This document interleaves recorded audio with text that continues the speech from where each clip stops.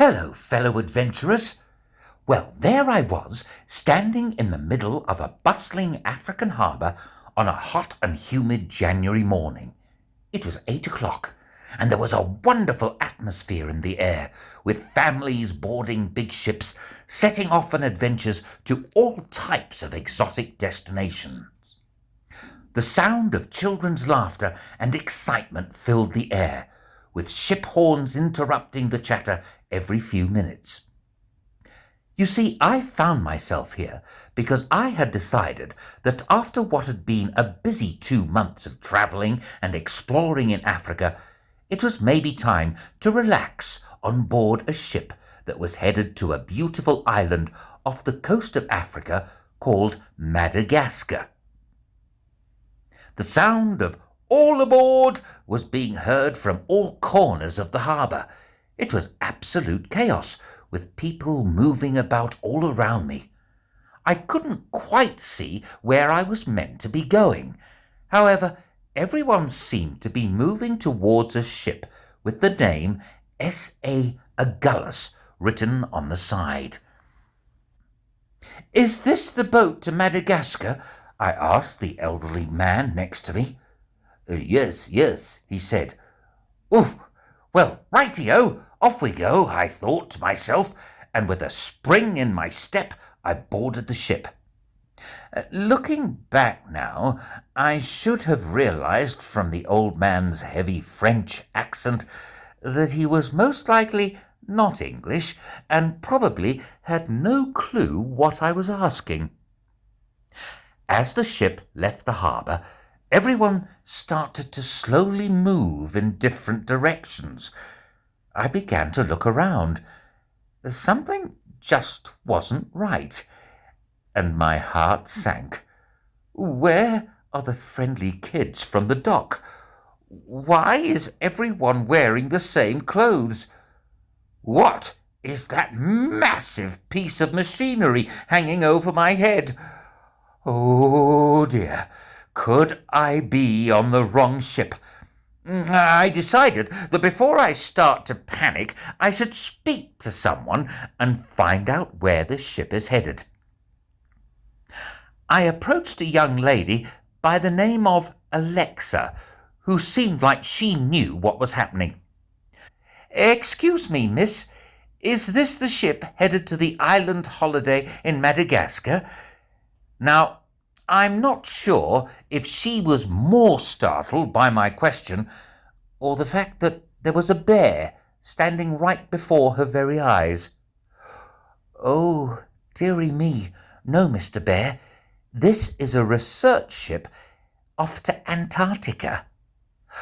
Up until this point, I had kept myself fairly calm, but my nerves certainly got the better of me now.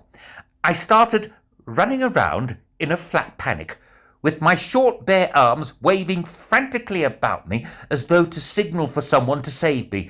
"Oh no, oh no, oh no, what will I do?"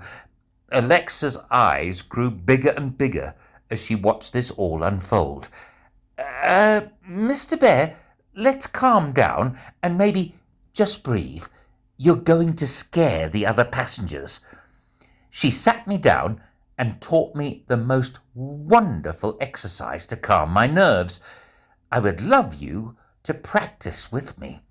I've included it in your secret mission this month. Why don't you try it? We sat on the side of the boat with our legs dangling over the edge. I could feel the soft spray of water beneath my paws. "You are safe with us, Mr. Bear. We'll look after you.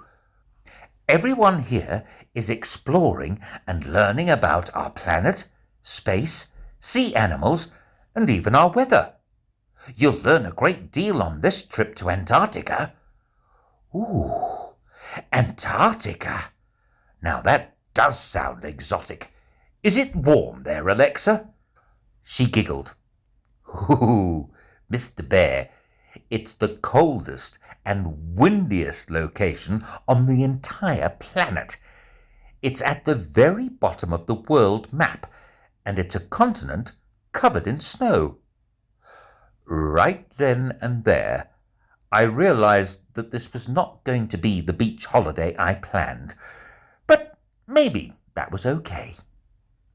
I decided to make the most of the opportunity and use this trip to learn all about the great work these scientists and researchers are doing. As we made our way closer and closer to Antarctica, the water beneath us started to turn to ice, with seals popping up from under the water every so often to lie on the ice with their bellies facing upwards towards the light. Now, bearing in mind all I had with me was my trusty brown hat and a swimming costume, I had to borrow all sorts of jackets and scarves from my new friends, as it was just about freezing outside. After 10 days at sea, we eventually came to a standstill. We had arrived at an ice shelf, and it was time to drop some researchers off to do their work on the land. The ice shelf looked like an enormous mountain. How on earth were they going to get from the boat to up there? I thought to myself.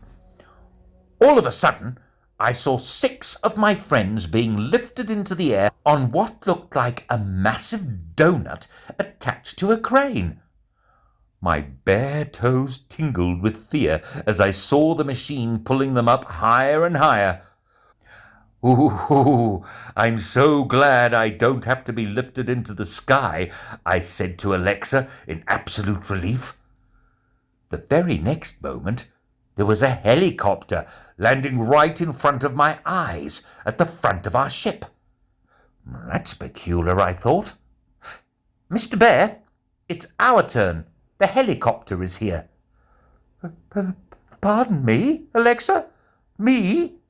No. I can't go on that. I can barely watch those brave men and women floating in the air. I was so nervous to get on the helicopter, but I could see that Alexa was desperate for me to join her. And so I breathed just like she taught me, and I whispered to myself, "I'm brave like a lion. I'm brave like a lion."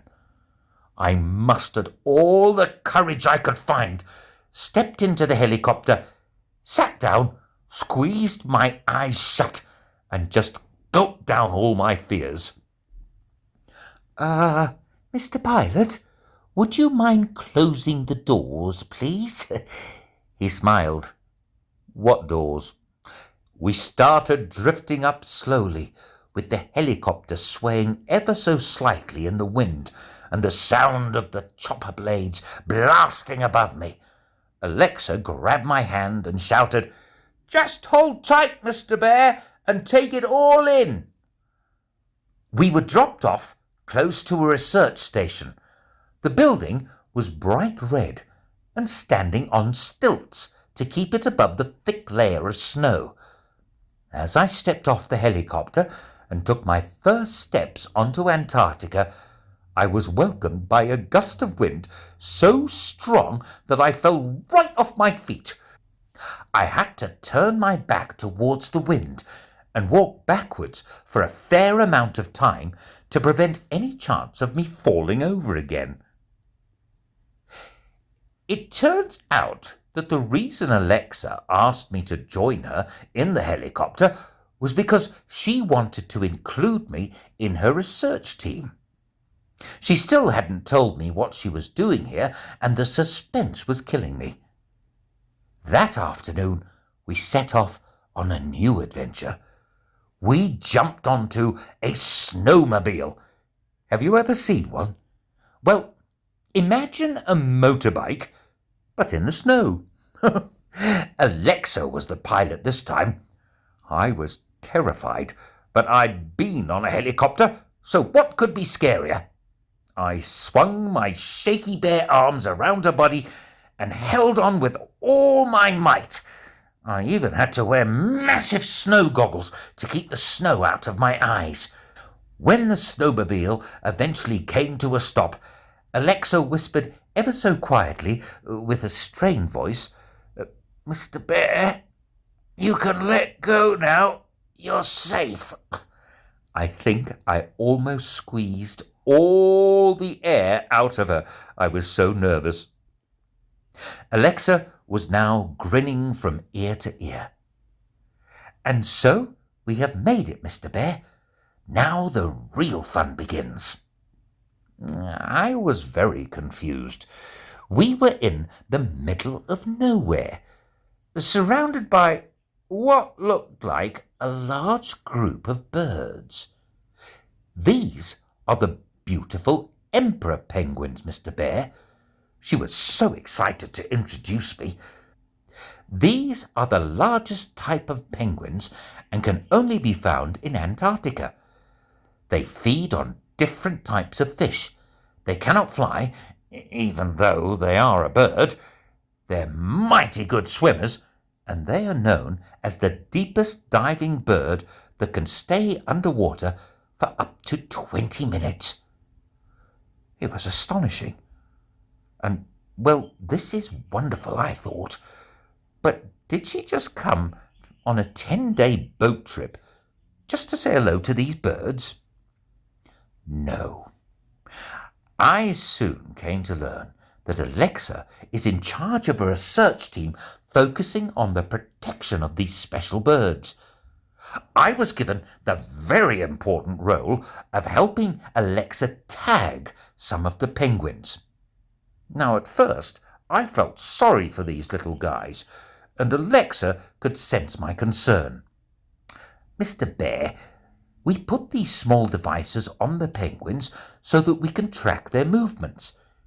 It helps us understand them, where they find food, how deep they dive, and where they travel to.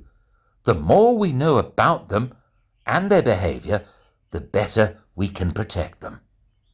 It all made sense now. I soon realized that these penguins were not just birds to Alexa. She made it her mission and purpose to make sure they're looked after. How wonderful is that? After an entire day of learning and exploring together amongst the penguins, I felt quite sad to say goodbye. The penguins, on the other hand, were almost certainly doing their best penguin dance as I bid farewell. I think they were quite relieved to see the big furry brown visitor walking back towards the snowmobile. It was time to board the ship again, except this time Alexa was not going to be joining us. I have to leave you now, Mr. Bear. My work here has only just started, and I'll be staying here at the research station for the next few months. My eyes welled up. She came close so I could hear her. I'm proud of you, Mr. Bear. You made the most of your trip and tackled every adventure with open arms. Keep exploring, and please do write to me when you get a chance. Well, that's all for now, friends. Don't forget your secret mission, and always remember, don't let fear get in the way of an opportunity to explore. Keep breathing and remind yourself you are brave. Kindest furry wishes, Brian the Brave.